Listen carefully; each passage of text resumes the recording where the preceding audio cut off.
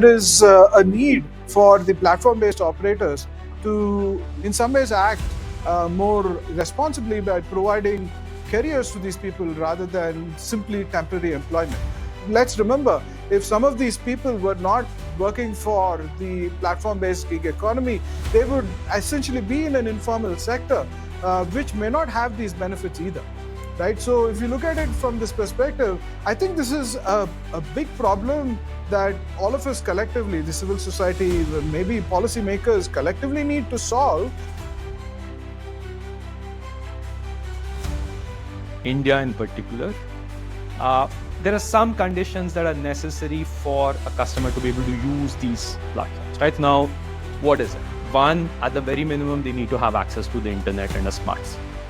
But more importantly, what one forgets is you need people to have disposable income, right? It's not that, sure, we have a large proportion of our population which has access to the internet, which has access to a smartphone with the proliferation of affordable smartphones.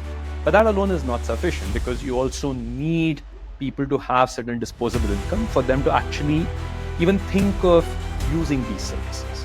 And that proportion is not very high.